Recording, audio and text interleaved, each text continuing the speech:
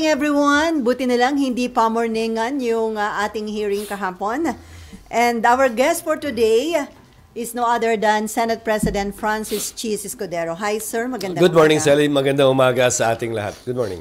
Sir, before we talk about the Blue Ribbon Subcommittee hearing yesterday and about the... Wala ba tayo ibang pag-uusapan? Yun talaga? Sir, hindi mo na yan. Kasi sir, may panibago na namang bagyo na pumasok sa ating bansa, maaari doon maging super typhoon. At doon sa nakalipas na bagyong Christine, isa ho sa hard hit yung Bicol region.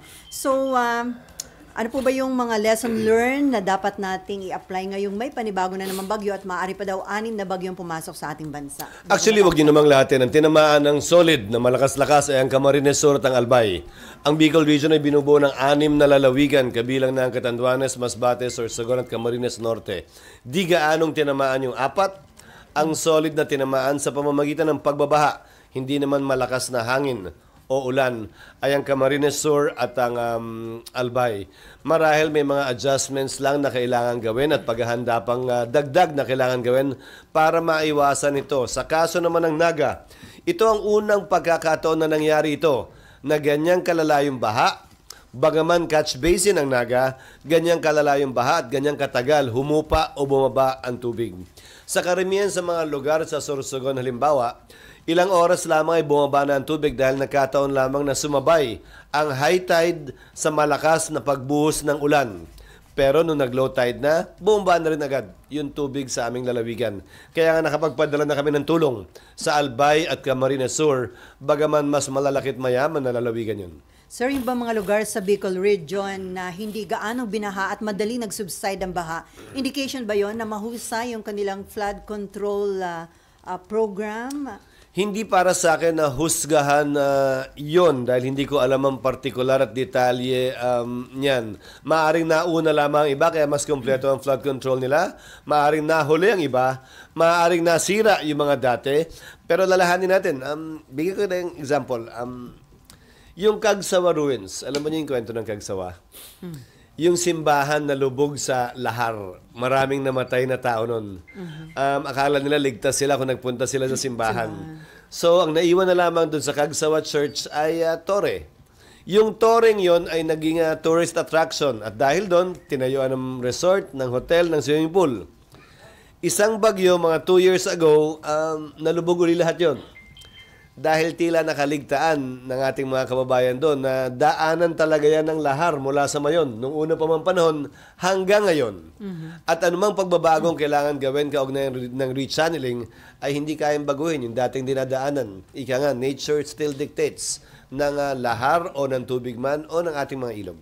Sir, ang sabi ni Presidente Marcos, dapat daw i-revisit yung kanyang suggestion, i-revisit yung Bicol River Basin Development Program para daw maiwasang maulit yung nangyaring matinding pagbabaha sa Bicol. Well, pag sinabi mong Bicol River Basin Program, particular yun ay tumutukoy nga sa Camarines Sur. At partially sa lalawigan ng Albay. Hindi bahagi at kasama ang lalawigan ng Sorsogon dyan. Maliit na bahagi lamang kung meron man. Pero tama ang Pangulo.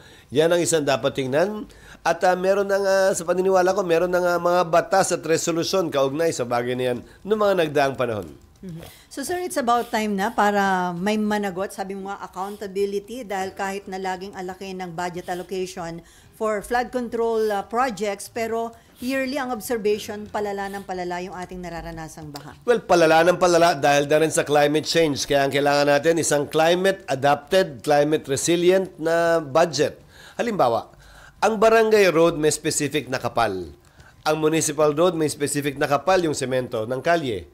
Ganon din ang isang national road. Dapat marahil sa mga flood control projects, meron ding specific na kapal yan, depende sa lugar.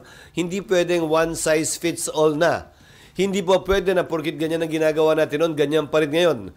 Dahil nga sa pagbabago ng panahon, dahil nga sa climate change, kailangan mag-adapt at magbago din tayo. Sa pagkakaalam ko, yung design ng mga flood control projects, river control, seawall, ay pareho pa rin tulad ng mga nagdaang dekada. Dapat ibahin na yan, i-update na yan, at dapat, depende sa lugar, iba-iba na rin ang design patungkol sa taas at sa kapal at kung may bakal nga ba o wala. So, dun sa ating kinakailangang climate change adaptation, ito'y nangangailangan din ng yearly karagdagang budget allocation, sir? Not necessarily karagdagang budget, pero kailangan mo lamang i-realign sa tamang paggastos, tamang programa, ika nga. Mas pipiliin ko na may flood control, may river control, may seawall, na tatagal ng 10, 20, 30, 40 taon, kesa naman yung parehong amount, mas mahaba nga, magigiba naman agad isang bagyo lang. So one thing is for sure, sa budget deliberation sa plenary, pagpapaliwanagin niyo po yung mga concerned government agencies about the flood control. Sa pamamagitan ng mga senador na siyang tatayo na bilang author, bilang sponsor ng mga budget na yon. Maliban na lang kung isuspende namin ang rules at hayaan namin na magsalita at sumagot diretso yung kalihim ng partikular na departamento. So DPWH, sir, ang may malaking explanation. Principally, na kailangan DPWH, yes. Pangalawa, marahil ay magiging DENR. Ano nga ba ang projection nila? Ano nga ba kailangan baguhin? Gayon din ang Climate Change Commission. Ano nga ba mga kailangan pagbabago at update na kailangan gawin kaugnay ng infrastructure design natin sa ating bansa? Pagdating, sir, sa pagbibigay ng weather update, weather bulletin, may nakikita ka bang pagkukulang or sapat yung ginagawa ng Pag-asa na advisory? Actually, maliban sa Pag-asa, may app na sa telepono na kung hindi pa kinukuha yan ng mga LGU, ewan ko na sa kanila. Kompleto na ng iba't ibang app sa telepono na ginawa namin noon sa aming lalawigan na very up-to-date, kabilang na ang Pag-asa. Kasama nga yung data galing sa Japan, weather forecasting, kasama na rin ngayon sa Florida. Lahat yun accessible naman na sa atin sa pamamagitan ng internet.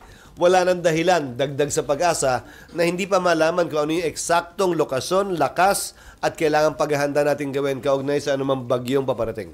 Pero ang iba nagsasabi, dapat daw ba every hour yung advisory kapag andyan na yung bagyo? Para mabigyan ng guide yung mga LGUs, yung publiko.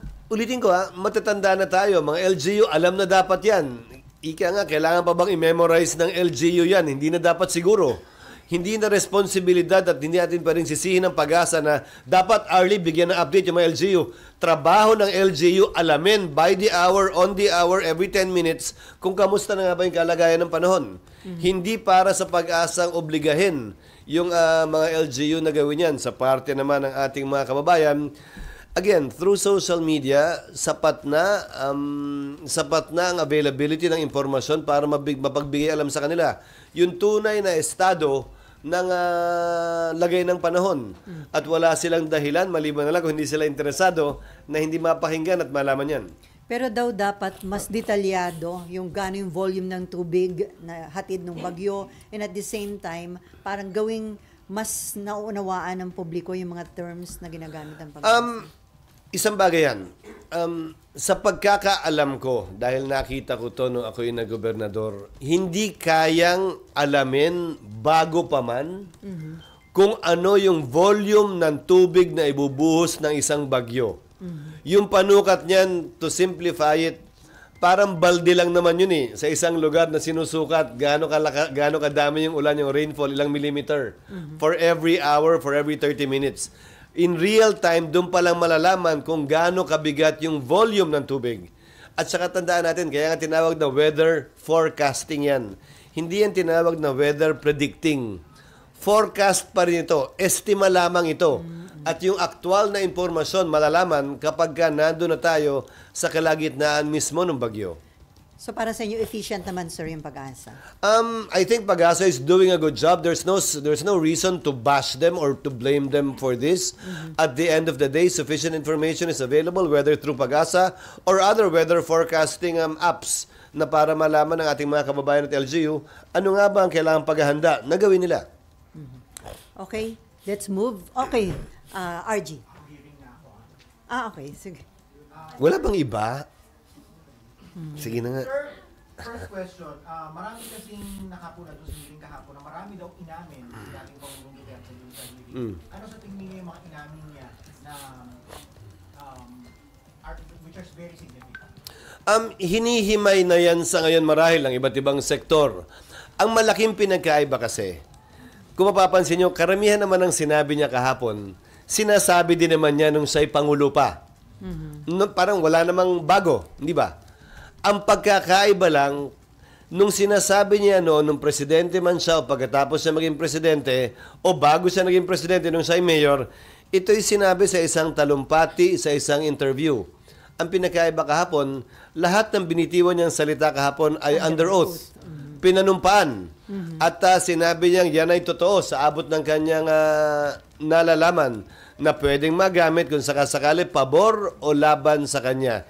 Yun yung malaking pagkakaiba. Ngayon, madalas sinasabi ng ilang mga nakapalibot kay Pangulong Duterte, dating Pangulong Duterte, na biro lang yon, nag-joke lang yon. Hindi marahil pwedeng sabihin biro pa kung ano man ang pinanumpaang sinabi niya kahapon. At hayaan natin yung mga abogadong timbangin yan, i-analyze yan. Dahil ang kagandahan ng transcript, hindi malalagay sa transcript yung ngiti o yung kung nagbibiro lang o hindi. Pag binasa mo ang transcript ng isang sinumpaang salaysay, walang emosyon yon, walang puso yon, talagang kung ano lamang ang nilalaman sa sinabi. At doon mo marahil mas matitimbang, mas ma-appreciate ano nga ba at gaano nga ba kabigat yung kanyang mga inamin kahapon. Hinihintay ko yun dahil ang transcript lalabas mamayang hapon pa lang. Sir, doon sa narinig nyo, as a lawyer, ano yung pwedeng gamitin against him? Ayokong pangunahan yan dahil hindi namin trabahong gawin yan. Hayaan natin ang komite o sino mang nagnanais magsampa ng kaso. Ayokong pangunahan ng anumang opinion kaugnay niyan dahil bilang abogado man ako, bilang tagapangulo ng Senado, ayokong i-prejudge ang bagay na yan. Nais namin magsilbi bilang bihikulo para ito ay may lahat sa publiko dahil kung makikita nyo, dito siya sa Senado pinili na mag-appear. Dito niya sa Senado piniling sumumpa at magsalita. Gusto kong panatiling bukasyon sa kanya o kanino man at ayokong maghusga laban o pabor man sa kanya o sino man na nagnanais magsalita sa Senado. Kaya kung mamarapati nyo, hindi ko sasagutin na papasukan muna yan. Bagaman ako isang abogado. Sir, yung Why do you think he made those admissions under oath, knowing that he is also a lawyer and he could get into trouble? We think differently. I think he is proud of the things he did and said. Nakita niyo naman siguro din kahapon yun. Hindi niya ikinakahiya yung kanyang ginawa at mga sinabi. Maliwanag yon sa kanyang statement kahapon. Ang problema lamang, ang kauna-unahang probisyon sa Bill of Rights, nakalagay sa Article 3, Section 1. No person shall be deprived of life, liberty, or property without due process of law. Yun ang kauna-unahang karapatan na nilagay sa ating saligang batas na pinag-aralan ng lahat ng abogado. Kaugnay sa karapatang pantao na dapat galangin, hindi ng sinuman, ng pamahalaan at sinumang nakaupo sa pamahalaan. Sir, yung admission ni dating presidente na meron siyang death squad composed of gangster na pumapatay daw talaga ng mga criminals. Hindi masyadong napasukan yung kahapon. Sabi niya kasi sa hiwalay na pagdinig daw tungkol lang sa kanya mismo, hindi ba? Pero narinig ko rin yun at dapat siguro sa susunod na pagdinig kung kailan man yun sa pareho o hiwalay ay matalakay pa yun. Dahil ulitin ko, tila hindi naman siya nagtatago at natatakot kaugnay sa pag-amin sa mga bagay na yan. Pero nasa kamay na ng mga otoridad kung sapat na ba yung pag-aming yun para sampahan siya ng kaso. Sir, sa tingin niyo po ba makukulong na siya or maa-ICC na siya or dun sa mga sinabi niya kahapon and dun sa to follow up dun sa point ni Celia, no? Para bang nilaglag niya yung mga PNP chief niya dun sa mga sinabi niya kahapon? Isang tabi ko muna yung ICC. Wala ako nalalaman kaugnay sa ICC at hindi ko alam kung anong talagang estado niyan. So hindi ko kayang komentaryohan. Kaugnay ng paglalaglag, ang narinig ko kahapong sinabi niya ay ito: I am willing to take full responsibility. Me. Just me. Ang problema ko doon sa pahayag na yon ay ito. Siya yung walang kaso eh. Lahat ng mga PNP chief na nandun dati at chief of police ng Davao ay walang mga kaso kaugnay sa pagpatay. Ang may mga kaso, yung mga pulis na tila nakapikit at nakapiring yung mga mata o nakatakip yung mga tengang sumunod at ginawa yung akalain nilang dapat gawin. Sila ang may kaso. Sila ang na-dismiss sa serbisyo. Sila yung nakakulong ngayon. So, ang tanong ko, paano mo i-operationalize yun na ako lang? So siguro paraan ito ni Pangulong Duterte para i-operationalize yun. Kaya siguro matapang niyang hinaharap, sinasagot at inaamin ng mga bagay na yan. Dahil sa tinagal-tagal ng panahon, 6 na taon ang kanyang termino, 2.5 taon na ang lumilipas, sila sa taas ang walang kaso. Ba't nga ba? Lahat ng nasa baba ang may kaso. Sir, bakit nga ba ganun? Tinanong yan ni Senator Jinggoy kay Senator De Lima, hindi ba? Na, sa palagay ko, hindi niya nasagot ng diretso kahapon. Wala daw gusto mag-testify, sir. Oo, pero tandaan mo, lumabas na si Matobato at si Las Cañas more than 3-4 years ago. Yes. Wala pa rin nagsampa ng kaso. Kaya nga. So, bakit nga ba? Time kasi ni Duterte pa yun, sir. 2.5 taon na lumilipas, natapos na yung time niya eh. Hindi para sa akin na sagutin yon o maghaka-haka dahil hindi naman bahagi ng trabaho ko yun. Pero ang sinasabi ko siguro, kaya malakas ang loob niya kahapon, ay dahil nga gusto niyang akuin na yung responsibilidad dahil sa hinaba-haba ng panahon, ang nagbabayad, ang nakakulong, ang tinanggal sa serbisyo, ay yung mabababang pulis at hindi yung mga nasa taas, nag-utos man o hindi. Pero sir, it wouldn't change the fact na nakakulong na nga yung mga police and yet itong higher ups of the president are free, di ba? Kaya nga ang tanong ko, paano niya i-operationalize yung sinabi niya na ako na lang, I take full responsibility. Ano ang proseso nun at paano yan mararamdaman ng mga tinanggal at nakakulong ng mga pulis ngayon? Na ayon sa kanila, ginagawa naman nila yung kanilang tungkulin. Hindi ba?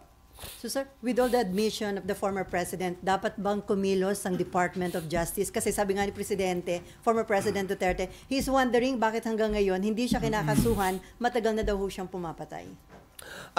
Again, nais kong basahin ang transcript mamayang hapon at kayo din. Magandang mabasa yung transcript.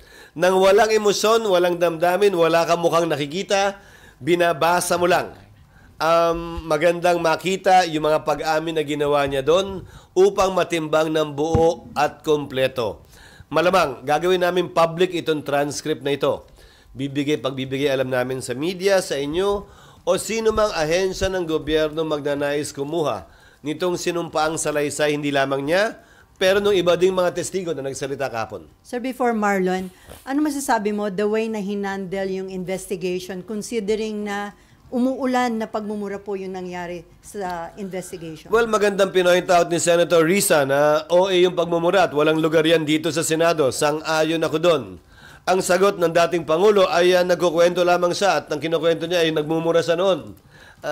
Hindi yata totoo yon sa lahat ng mga pagmumurang ginawa niya. At magandang na point out yon ni Senator Risa dahil ayaw kong mamanhid ang Senado o ang lipunan o tayong lahat. Naisipin nating okay lang yon. Hindi okay yon, ha? At tama nga, gaya na nasabi ko, na pinoint out yon ni Senator Risa kahapon. Nasobrahan ba yung due courtesy na in-advise nyo na ibigay sa dating Pangulo? Hindi naman. Nilagay din siya sa lugar niya, kaugnay sa kung kailan siya pwedeng magsalita at hindi pwedeng magsalita. Pangalawa, gusto nga niya hanggang porkit siya'y ganun. Gusto nga niya hanggang madaling araw, hindi naman ho tayong lahat ay ganun. At sa kawawa din naman yung staff na nando naghahanda bago pa man sila dumating, ilang oras bago pa man sila dumating sa hearing kahapon. Marlon. Sir, kasi lalo kami yung Kawawa din kayo. dito ng mga hearings. Sir, yun nga, maraming mga rules na na-violate si President, yung former President kahapon. Do you think yung chairman should do better in the next hearing? Kasi nga, pag may mga dating mga resource person, mga simpleng mga PNCO na police, kung pagsabihan sila pag nagtataas ng boses, nagiging emotional. And yet kahapon si former President nakikipag-argue kay Senator Risa on several points. I think Senator Coco did a good job more than what I had expected, especially given the fact na kung pipiliin mo ang mga miyembro ng Senado ngayon na hindi nagbabiyahe o dahil recess ngayon, sino ang pipiliin mo naman mag-preside na magiging patas at parehas at hindi papabor sa isang panig man o sa kabila? Hindi madali ang papel na ginampanan ni Senator Coco kahapon. At para sa akin, nagawa at ginawa niya sa abot ng kanyang makakaya ang pag-chair, pag-preside sa hearing na yon. At nabigyan ng pagkakataon, importante, na makapagsalita ang lahat. Sa totoo lang, ito ang kauna-unahang beses at pagkakataon na nagsalita, bumukas, at pinanumpaan ni dating Pangulong Duterte ang mga bagay na ito kaugnay ng extrajudicial killings at drug war ng kanyang administrasyon. Yung pa lamang na nakapagbigay ng venue, ng avenue ang Senado para mangyari yon, malaking bagay na yon para sa akin bilang tagapangulo ng Senado. Sir, kanina may tweet si former Senator King saying that only one consistently and steadfastly stood up to preserve the dignity of the people. Senator Risa. Again, gaya ng sinabi ko, tama at sang-ayon ako dun sa ginawa ni Senator Risa. Nung pinoint out niya at pinaalalahanan niya ang dating Pangulo at ang komite na panatilihin ang order sa Senado na ang pagmumura ay hindi normal, ang pagmumura ay hindi parte ng anumang proceedings at ang pagmumura ay hindi dapat isang bagay na maging manhid tayo na tinatanggap na lang nating normal at bahagi ng araw-araw nating pamumuhay. Sir, is the admission of the former president enough to file a case against him? Or dapat mag-exercise mo kasi individual cases of murder? Not for me to say again. I would rather read the transcript first and let the lawyers who are interested in doing this do that. I would rather keep the impartiality of the Senate at this point in time without prejudice to any member of the Senate doing so at the proper time. Pero sir, dahil under oath na ginawa yun ng dating presidente, hindi na yung pwede niyang bawin at sabihin nagbibiro lang siya. Sa palagay ko'y mahihirapan na siyang gawin yun. At kung kukunin yung video footage kahapon, tila hindi naman siya nagbibiro kahapon. Okay, Mean and then Cecil. Sir, yung sabi nyo lang na paano ba niya i-operationalize yung claiming responsibility since wala siyang kaso. So, walang bigat yung sinabi niya that I claim responsibility for everything that happened in the drug. Hindi sa walang bigat. Nagtatanong ako, paano nga ba?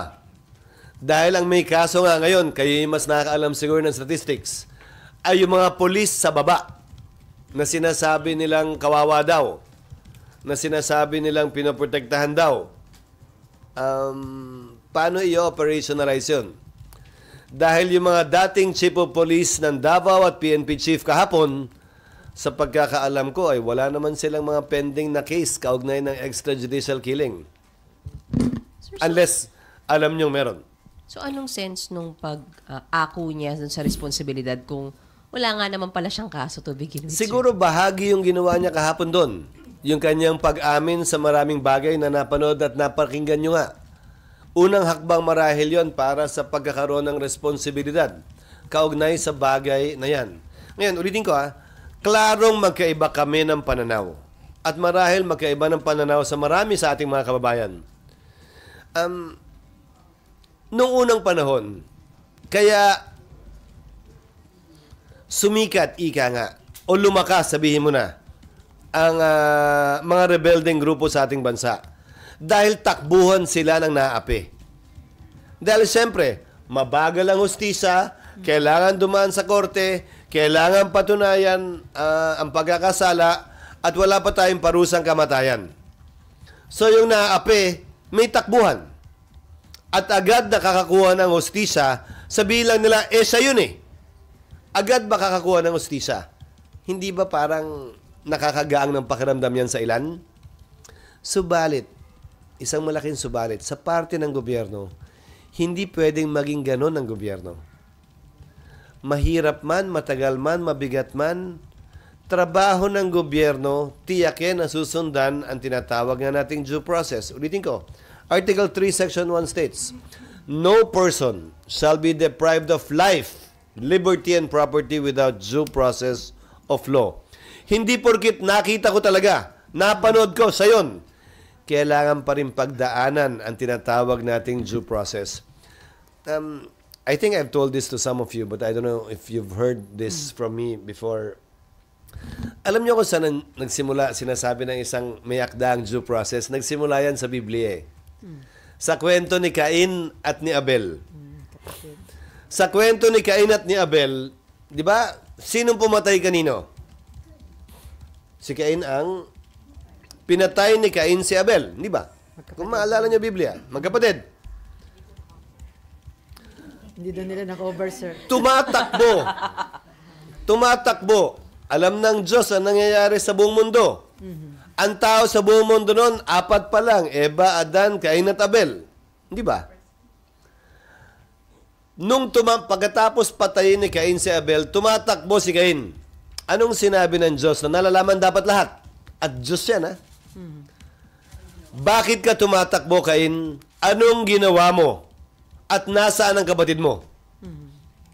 Doon niya sinabi yung popular at kinokot palagi na, am I my brother's keeper? Nasagot. Responsibilidad ko ba ang kapatid ko? Ayon sa isang may akda, yan ang basihan ng due process. Alam mo man yung ginawa, kailangan mo pa rin bigyan ng pagkakataong mapakinggan, kailangan mo pa rin bigyan ng pagkakataong sumagot. De lalo pa kung hindi mo alam at kidwento lang sa'yo. The process may be long. The process may be difficult. Some of you may not appreciate it and may think na pag ako may kamag-anak na inapi, gusto ko may matatakbuhan ako na agad ako mabibigyan ng hustisya. Bakit hindi? Baka naman ganun tayong lahat eh. Pero, mararamdaman mo lang yung halaga ng due process kapag ikaw na mismo yung inakusahan. Ikaw na mismo yung may asawa, anak o kapatid na pinatay o kinulong na lang basta-basta nang hindi man lamang tinatanong o natatanong o nabibigyan ng pagkakataong sumagot. Yun ang punto de vista ng gobyerno at doon ang gagaling ang gobyerno. Rason kung bakit napakahalaga ng due process of law na tinatawag bago ang isang taong inaakusahan ay maparusahan anumang uri ng parusa yon. So sir, mabigat na violation ng due process yung sinabi ni dating Pangulong Duterte na ini-encourage niya yung mga police na yung mga criminals manlaban na lang daw para may dahilan para patayin, and at the same time ba't pa daw niya bubuhayin at gagastusan sa kulungan yung mga criminals, pamigay na lang daw niya yun sa may hirap. A civilized society does not operate that way. And I believe that we are a civilized society. Ay, sir. Okay, may Sir, isa na lang sa akin. Sir, yung inaako niya yung responsibilidad sa lahat daw ng successes Nandun ka pa. and shortcomings Nandun no ka pa nga. drug war. Sir? Nandun ka nandun pa. pa ako, sir. Sir, yung parang inconsistent lang, sir, yung nung pinapaako sa kanya ni Senator, tinatanong ni Senator Risa, are you claiming responsibility for the death of Kian De Los Santos and others who died in EJK? Ayaw na niyang i-claim yun, sir. Sabi niya, I will not claim anything from specific cases. Again, katanungan ko rin yun. Paano mo i-operationalize yung pag-ako niya ng responsibilidad na makailang ulit niyang sinabi kahapon? Dadamayan ba? Sasamahan? Aakuin ba? Command responsibility ba? Hindi ko alam. Dahil sa ilalim ng command responsibility principle ng ating batas, hindi absuelto yung sumunod sa isang illegal na order kaugnay ng krimen. Okay, Cecil and then Amor. So sir, ang mangyayari, parang rhetoric lang yung sinabi niya kahapon kasi hindi naman magagamit ng mga police in defense na sumunod din ako sa Again, nais kong basahin at tingnan, pero curious din ako, paano nga ba ma-operationalize yun? Hindi para sa akin na sagutin yun. Marahil, sabi ko nga, unang hakbang ito sa pag-operationalize niya nun. Pero hindi ako pwede magsalita para sa kanya. So sir, another point, yung sa house, iba yung focus nila, tapos parang dito, naging avenue ng isang police na sinabi, he was forced to say something against. Paano yun? Parang pinagbabangga. Actually, naguluhan ako doon. Saan ba galing yun? Hindi, saan ba galing yun? Ba't biglang... Si witness nila, Invited. ba to? Dala nila ba to? So how do we ano yun weigh? Taga-dala rin yata. Kaugnay ng EJK. So, Hindi, sir. Pinupuwersa daw siya. At saka Abante. May pagkakadali ni-imbita rin naman siya sa Quadcom. May pagkakataon siyang ulitin yung kanyang pinanumpaan na salaysay dito, doon sa Quadcom, at harapin mismo yung mga inaakusa niya na di umano namilit sa kanya na mag-execute na affidavit. Pero- Hindi ko nasubaybayan yan. Pinirmahan ba niya yung affidavit? Hindi po, hindi na daw pinakita sa kanya. Pinakita lang sa kanya, pinakita. So, kinukwento lang niya na nagtangka. Pinressure. Hindi, nagtangka. Hindi nagtagumpay. Kumbaga, attempted. Pero so hindi yung pwedeng maging dahilan para magkaroon ng rift between Senate and House dahil may inaakusahan yung resource person dito na ilang Hindi congressmen. naman dapat. Dahil, ulitin ko interchamber courtesy dictates na hindi namin, kung sakasakali,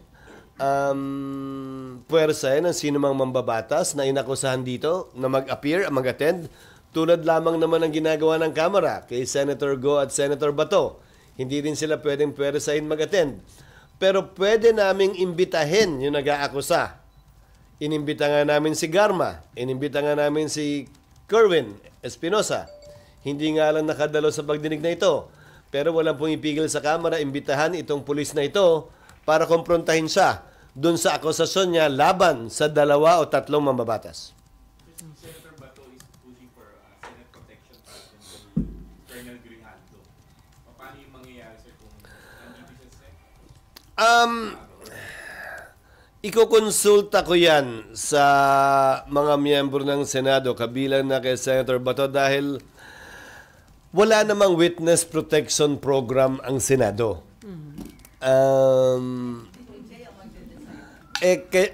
Issue na rin yan nung panahon ni dating Pangulong Arroyo, naalala nyo?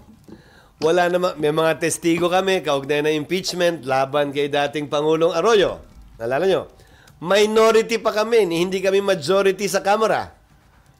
So, kanya-kanyang hugot na lang ng paggagastusan para maprotektahan yung testigong gusto namin protektahan. Dahil nga, wala namang ganong budget, sistema at batas kaugnay ng Senate o House Protection, Witness Protection Program. But I will discuss it with him to what extent we can help ensure the safety of this person. Bearing in mind na nasa active service pa siya. Sir, before Amor, sir, dun sa naging testimonies ng dating Pangulo, lumilitaw na sobra siyang gigil, galit sa mga criminals, lalo na sa mga drug suspect. Pero, kung totoo yung mga sinabi niya, mali lang po yung kanyang proseso para in-neutralize or lipulin yung mga drug suspect and other criminals. Again, meron tayong due process na tinatawag na hindi pwedeng ikalimutan at isang tabi lamang. Nakakalungkot na bilang abogado, alam niya dapat yun. Kung talagang emotional siya, mabigat para sa kanya, yung mga krimen, yung nakikita niya yung dugo ang bata, patay na, nandun na ako. Lahat naman siguro tayo ganun Huwag niya akuin na siya lang yung masama ang loob doon. Siguro naman tayong lahat, pag may nakitang patay, ginahasa, mutilate na bata, o sino man babae, o lalaki, o matanda, lahat naman tayo siguro magagalit Pero yon ang pinagkaiba ng gobyerno, siguro, sa ordinaryong tao. Hindi mo pwedeng ilagay sa kamay mo ang batas. Kahit nga ang gobyerno, hindi nilalagay sa kamay niya ang batas. Dinadaan niya sa proseso. Again, a civilized government can do nothing less than provide an ensured due process to anyone and everyone. Gaano mang kasama, gaano mang kabigat sa dibdib natin. Dahil ulitin ko, hanggang hindi ikaw mismo yung inaakusahan ng mali, hindi mo mararamdaman yung bigat at kahalagahan nito. May isa pa ako nais talakayin. Ayon sa ilang testigo kahapon, bumaba daw yung kriminalidad nung panahong may mga EJK at nagdedebate sila. So kinuha ko yung data dito sa LBRMO. Dahil siyempre sinasubmit sa LBRMO ng DILG yan kada budget deliberation. So, Yung crime index, sir. ang crime index na tinignan namin ay mula 2016 to 2018, same period ngayon. July 1, 2016 to April 21, 2018. Kinumpara namin sa July 1, 2022 at April 21, 2024 para parehong datos. Hindi pwedeng bilangin yung buong termino ni Pangulong Duterte dahil pandemic tayo kung wala namang lumalabas, di ba? Hindi tamang comparison. So, yung unang 2 taon lang. Tandaan nyo, sinimula ng war on drugs o 2016 pa lamang. Anong date ng memorandum? nung double barrel? July? July 2016. O July 2016. Ang datos na sinubmite sa Senado ay Crime Index, July 1, 2016 to April 21, 2018, 196,518. July 1, 2022 to April 21, 2024, 71,544. Mas mataas ang krimen nung panahong yon, 16 to 18, ng 60%, halos triple. Maraming patayan nga, sir, kasi. Kasi nga, hindi mo pwedeng hindi bilangin yung patayan. Krimen pa rin yun eh. Extrajudicial killing nga, it's a crime. Hindi mo pwedeng hindi bilangin yon sa crime index. So they are claiming daw na mas safe, no? Nakakapaglakad daw kahit anong oras.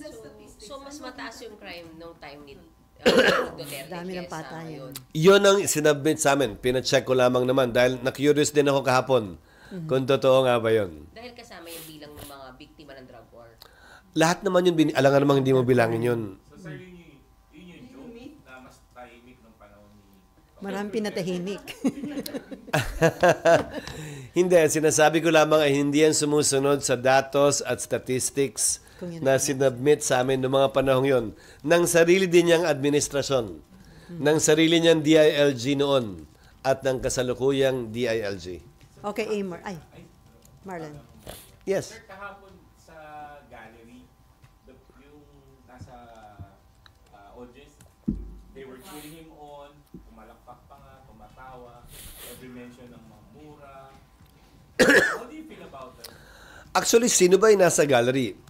Mga Hindi ko alam eh. supporter, siguro. So, baka naman supporter niya, hindi ko alam.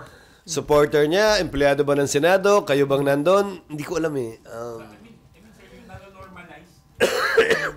Which is not good. Ulitin ko, sana wag tayong mamanhid na okay lang yan at normal yan. Kaya nga sang-ayon ako at tama at kinatigan naman ng chair, si Senator Risa, sa kanyang pinoint out kahapon na wag naman gawin yan dito sa Senado.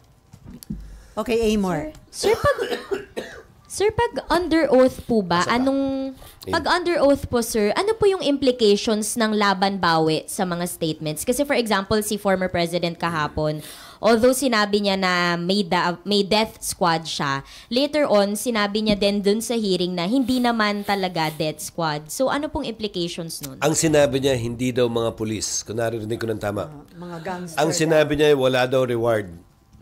Ang sinabi niya, mga gusto lang talaga pumatay, kung naalala niyo.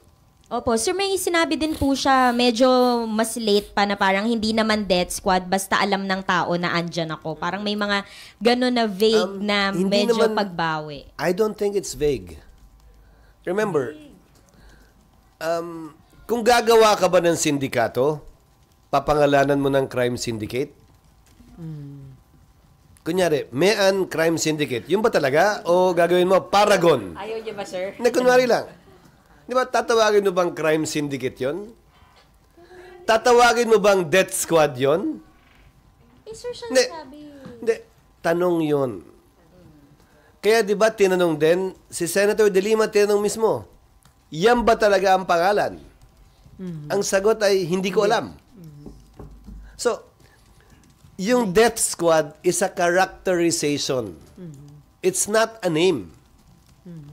So, nung tinatanong marahil siya, ulitin ko ha, pinangunahan natin mga sarili, magandang basahin nga na walang emosyon eh.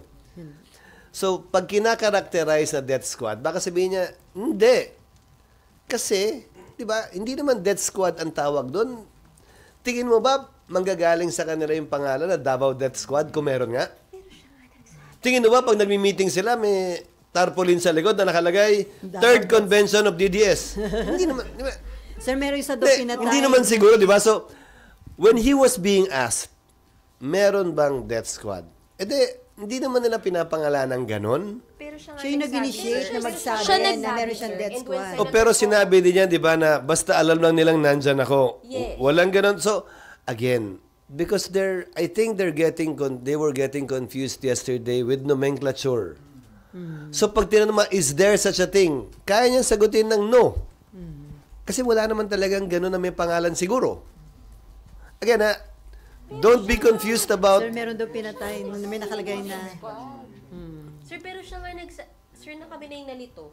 Siya nga yung nagsabi, sir, na may death squad siya. And then when Senator Coco clarified, sabing, may sarili kayong hit squad, can we be very clear? Biglang sinabi niya, hindi naman death squad. Basta lang ng taon dyan ako when you Kasi commit nga, this crime. again, hindi naman siguro kasi tinatawag. na death. Dapat imbis na ginamitan marahil ng pangalan, dinescribe. So meron kayong mga tao. Di ba? Kasi again, it's nomenclature. Pero detalyado. Exact. O sinabi din niya na loose term mismo yun. Sir, Okay, di RG. kaya when the former president said that he was using his legal acumen, knowing na pwede niya, yun na yung way out niya. Oh, pero gusto ba niya ng way out? Di ba nga? Yeah, Gusto but not niya... say it that way. No. He could have said it more categorically. Agree, but probably at the right time too. Ulitin ko, marahil unang hakbang niya pa lang to. Alam mo, sa tagal kong kilala at nakita niyo na naging Pangulo si dating Pangulong Duterte, he tends to do things that you do not expect. Hindi ito yung normal na direksyon na inaasahan mo sa nagagawin. And I've also learned not to try to even predict it and to simply wait. Yes, ma'am. Sir, Ay, Mark. sir, with all this confusion, any points of improvement for the next hearing po ng Blue Ribbon Subcommittee?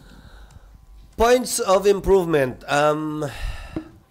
Again, this is the first time that a former president with his character has ever appeared before any institution, either the House or the Senate, under oath. I think we have to give the committee members and the presiding officer some leeway. On improvements, ako kasi ganun sorry I'd rather take advantage of the presence of the resource persons than let the members deliver long opening statements. Mas gusto ko marahil yun dahil nandun tayong lahat, nanonood tayong lahat para pakinggan yung resource persons. In fact, medyo matagal-tagal bago nabigyan ng pagkakataon nga makapagsalita si dating Pangulong Duterte. Mas, kung sakasakali, mas malaking oras ang dapat bigay sa mga resource persons na magpahayag ng kanilang opinyon o sumagot sa mga katanungan mula sa mga senador. Sir, dun sa nangyaring first hearing, sino ang tingin nyo mas prepared? Yung mga senador o yung resource person like si former President Duterte, ang observation na invade niya yung hearing? Lahat naman naghanda. I think the former president had a prepared statement, but as usual, he did not read it. Kung mapapansin mo, meron siyang papel, pero Meron, parang nagbasa di naman niya binasa masyado. He simply quoted from it from time to time. Lahat naghanda sa pagdinig na yon at para sa akin, ulitin ko hindi para sa akin o sa atin na husgahan yon dahil alalahanin natin na nakapagbigay ang Senado ng oportunidad, venue at pagkakataon na magsalita ang dating Pangulo under oath patungkol sa EJK at patungkol sa kanyang drug war nung siya'y presidente. Malaking bagay na yun, malaking step forward na yun towards transparency and finding out yung punot dulo nitong EJK at war on drugs na to. Sandra. Sir, follow-up ko lang yung sinabi mo kanina na parang Nandito ka baka pala. nga, Nandito ka Hi, pala. sir, baka nga, sabi mo, baka first step na ito. So, do you believe na baka sincere siya na gusto niya mag-take responsibility? Posible. Or Malay mo, hindi natin inaasahan, malay mo, biglang mag-attend siya sa Quadcom at doon naman yung part 2. Hindi natin alam Again, ang kaibahan, ulitin ko nag-press con siya, hindi ba, pagkatapos ng hearing? Pero ang pagkakaiba nga ng speech at press con sa nangyari kahapon, lahat ng sinabi niya kahapon ay pinanumpaan niya na totoo at pawang katotohanan lamang ayon sa kanyang personal na karanasan. As a lawyer, he knows the difference between the two. So sir, pwede bang i-take advantage ng ICC yung mga sinabi kahapon ni former President Duterte? Again, I have no idea about this ICC. I keep on reading about it, but no formal communication has been sent to me as Senate President. No formal communication has been sent to the Senate about that. And whatever I read about ICC is only from Filipinos who claim to be talking to them. Pero walang formal communication or letter from the ICC for me to actually make an educated evaluation of what they will do or where they are right now in the current situation. Paano kung dumating yung punto na formally i-request nila na mahingi yung mga documents? It is a public document. Again, kayo nga, bibigyan ko eh. Eh di kung ayaw ko magbigay, eh di ikaw na magbigay. Again, it's a public document. They can easily get access to it. We will most likely even put this in our website as part of transparency. So, there is no difficulty in obtaining that. And there is no issue regarding that. Okay, Sandra, and then Mean. And Yes, then- Sans. Sir, yung kahapon, sinabi rin ni Senator Coco na parang next hearing daw unahin nila yung mga victim. So, but at the same time, sinasabi ni President Duterte kahapon na tapusin na natin to dahil yung kailangan pa daw niyang lumipad, ayaw niya magpabalik-balik. So, yung chance na baka hindi na siya babalik, nandoon po. Nandun, but it's not up for him to dictate the circumstances of the hearing. And I think Senator Coco made that clear yesterday. Di ba sabi niya, whether you like it or else, or words to that effect. Di ba? Meaning, hindi para pagpasyahan niya yun. Ang nais ko lang sana, dahil nga tila naging issue ngayon, sige, may mga ganyang pag-amin, sige, under oath. Ulitin ko, bakit yung mga pulis ang may kaso at yung mga nasa taas na di umano nag-utos ay wala? So sana, yung mga biktima, dahil sa pag-amin, kasi sa dulo, kailangan mo pa rin na magrereklamo. Kahit gustuhin ng sino man sa inyo magsampa ng reklamo sa napakinggan nyo kahapon, laban kay Pangulong Duterte, you are still not a party in interest. Ang party in interest, ang pwede maging complainant ay pamilya ng biktima. Sana hindi matapos sa paglalahad sa komite. Sana idiretso nila sa pagsampa. Parehas na lang nung kay Pastor Kibuloy. Sana yung mga testigo nandun dahil apparently hindi silang lahat ay nagsampa na ng kaso. Tumestigo lamang sa komite. Sana wag silang tumigil doon, idiretso nila sa pagsampa ng kaso. Hindi naman dapat end all be all yung nakapagsalita sa hearing under oath. Dapat sana ituloy nila sa pagsampa ng kaso. It works both ways. Para mabigyan din ng pagkakataon yung akusado na sumagot, magpaliwanag at komprontahin yung testigo laban sa kanya. Okay, Sandra, no more. Mean. Sir, And then business. Yung sinasabi niyo kanina na malamang lahat ng sinabi ni Pangulong Duterte under oath ay first step niya to what? Hindi, yung pag-ako niya ng responsibilidad. First step niya to what? Unang hakbang pa lang siguro yun sa pag-ako ng responsibilidad. Kasi gaya ng tinanong nyo kanina, di ba? Ano ngayon? Di ba? Nakakulong na nga yung mga pulis na kinasuhan. Natanggal na sa serbisyo. Hindi ko alam. At ulitin ko, natuto na akong wag pangunahan sa kanyang mga gagawin si dating Pangulong Duterte. Intayin na lamang natin at magkomentary na lamang tayo pagkatapos. Sir, for soundbite lang, yung mga, hindi lang kay Pangulong Duterte, lahat ng sinasabi ng resource persons under oath sa Senado ay pwede pong gamitin pag may magsasampa ng kaso. Yes. Sir, Pwede rin nilang gamitin sa depensa nila for that matter. Sir, dun sa observation nyo na bakit yung mga nasa baba may kaso, yung nasa taas wala, sino mga dapat magpaliwanag tungkol doon? Anong ibig sabihin mo sino dapat magpaliwanag? About DOJ? Ba't hindi nyo kinasuhan yung mga nasa taas? Mga maliliit lang ang nakasuhan? Hindi. Sinagot ko yun kaugnay ng pagkuha niya ng responsibilidad na siya lang at siya lang dapat ang managot. Pero nakasuhan. Kasi ang nangyayari, tila hindi naman ganon. Tila ang nananagot ay yung mga pulis sa baba. Di ba may nabanggit? Puro mga PMA yan. Magagaling yan, madadali yan. Hindi naman lahat ng kapulisan natin ay graduate ng PMA. At hindi naman lahat ng kapulisan natin ay pareho yung pagkakaintindi. Kaugnay nung neutralize. Kasi sa totoo lang, ang tatapang gamitin yung salitang neutralize, ipapaliwanag, ilang taon ang nakalipas na, to be exact, 5 years after, doon palang ide-define sa manual. So, pag Kung ang intention naman talaga ay, hindi, ang ibig sabihin namin dyan, hulihin, pag nanlaban, you have to defend yourself. Then why can't they put that?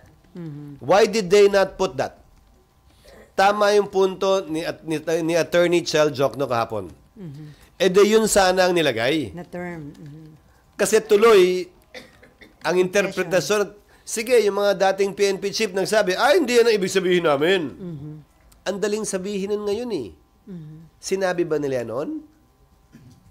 Yan din ba yung pag-unawa ng mga polis noon? Magandang matanong, yung mga polis na nakakulong ngayon at kinasuhan, na-dismiss, yan din ba yung pag-unawa nila ron? So baka ibang interpretation, patayin.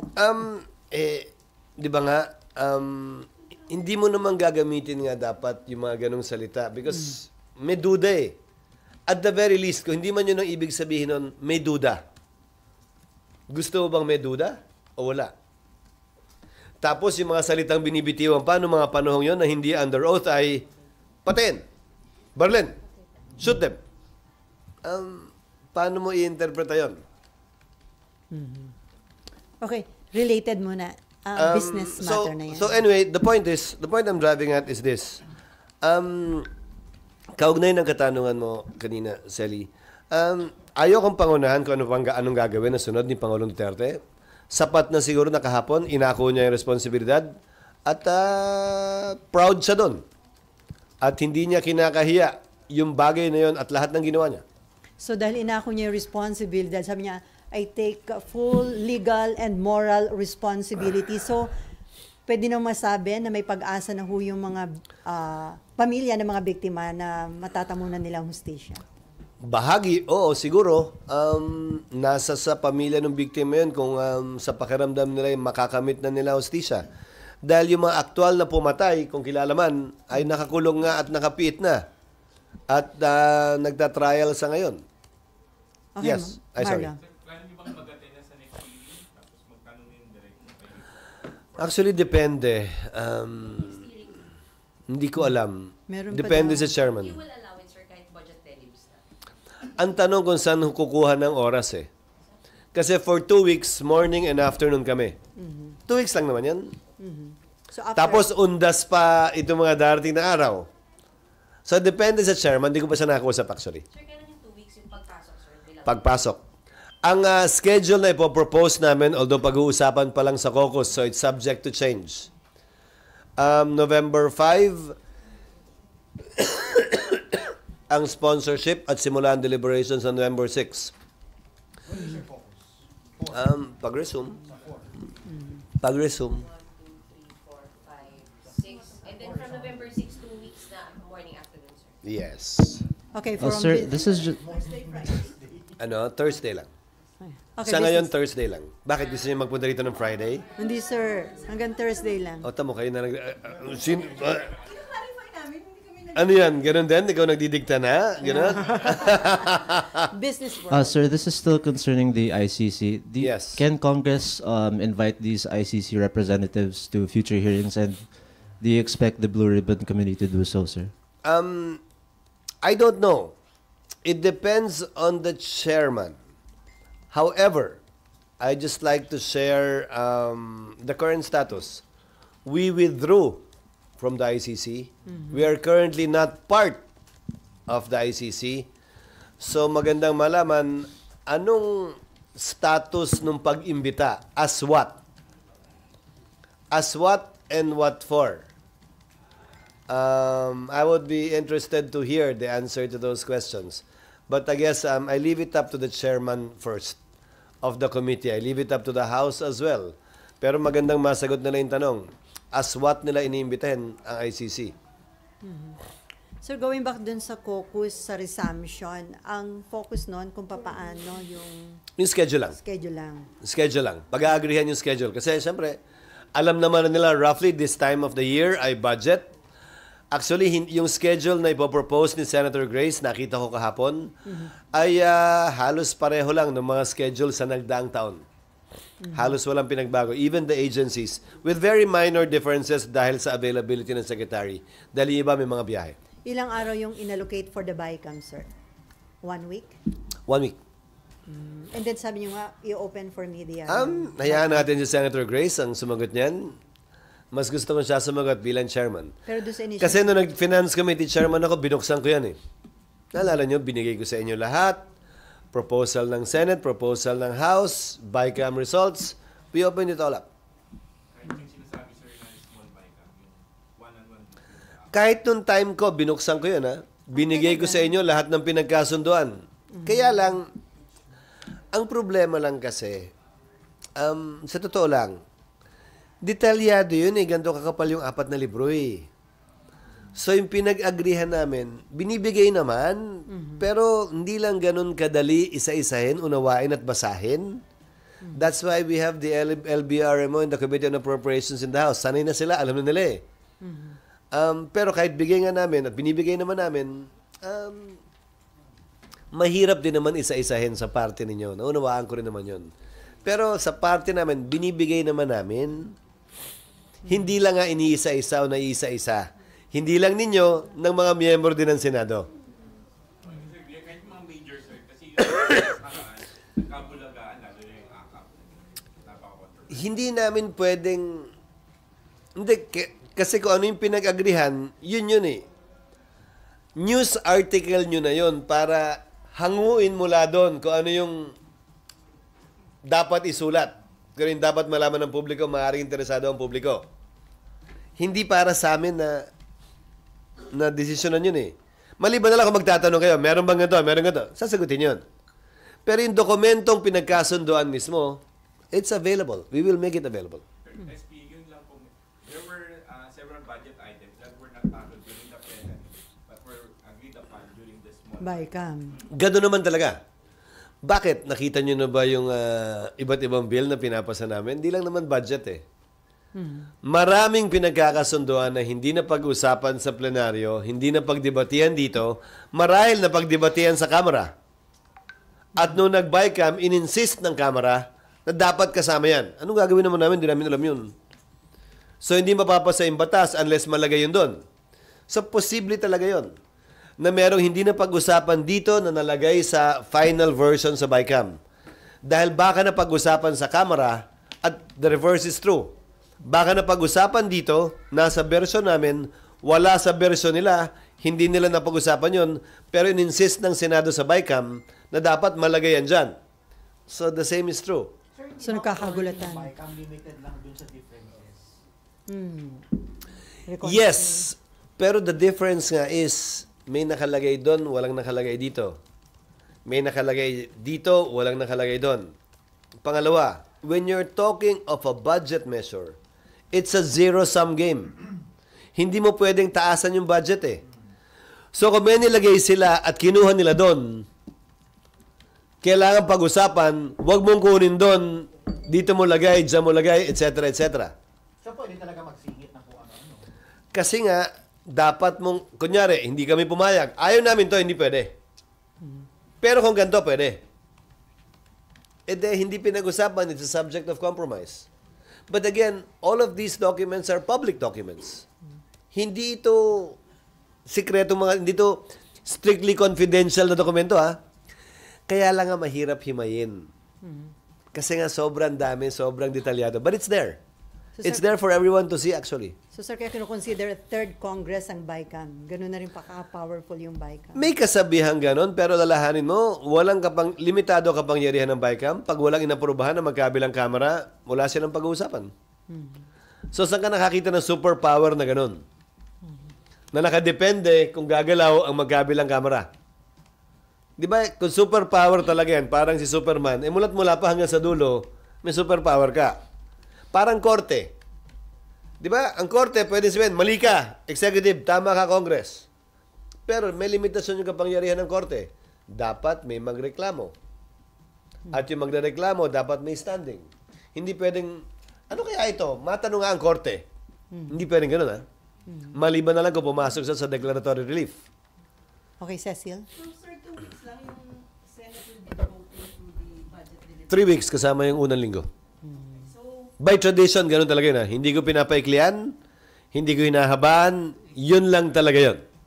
wala masyadong controversial budget. Kamukha dati may LCAP, may Hindi ko pa alam actually. Hindi ko alam kung ano nasa isip pa ng mga senador. Depende rin yan sa mga magiging headline ng pahayagan. Kung ano yung pag-uusapan. Baka may Yung PM is 10 a.m. PM is until what time? Otosawa, sir. hanggang 10 a.m. pwede. Tusawa. Sir, Kayo naman, tagal nyo na rito. Sanay na kayo doon. May lugaw naman, may anli lugaw. ang nilugaw at saka kape.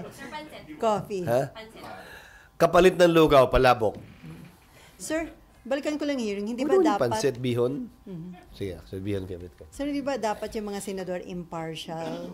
Pero anong dating kung parang naglo-lawyering yung isang senador dun sa kalikapan kay Digo? Hindi ito ang unang pagkakataon din na may sariling opinion yung senador. Kaugnay sa dinidinig.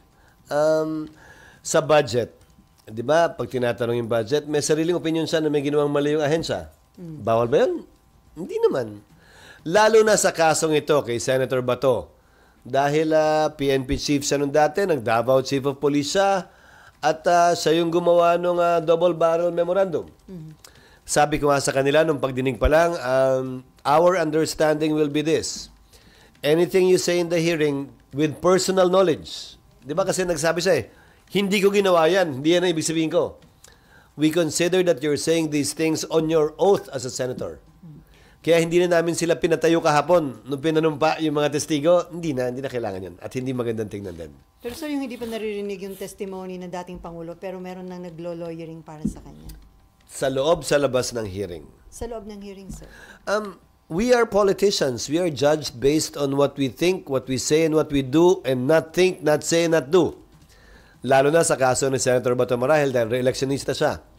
He will be judged in the course of the process. And that is part of being a member of the Senate that is a political body. Hindi ito korte na dapat talaga impartial, na nakatakip yung mata, nakapiring yung mata ng mga uupo sa pagdinig. Ito'y Senado, parang kung bahagi ng Kongreso, which is a political body. May mga posisyon ang individual na mga miyembro ng Senado. And up to the public to judge them, sir. Yes. And they get to be judged every 6 years sa kaso ng senador, every 3 years sa kaso ng congressman. So, sir, in simple term, how would you describe the statement of the former president? Na-clarify ba? Lalo lang tayo na-confuse? Under oath, number 1.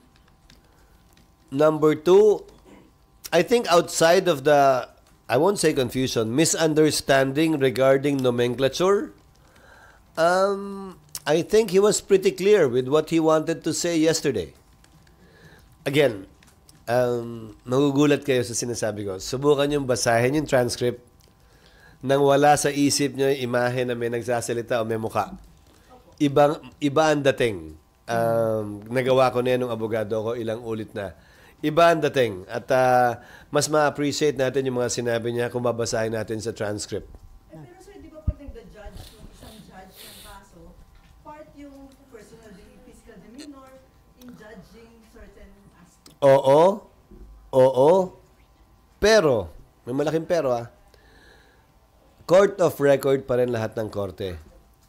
Lahat ng death penalty cases, lahat ng life imprisonment cases, automatically appealed yan sa Supreme Court.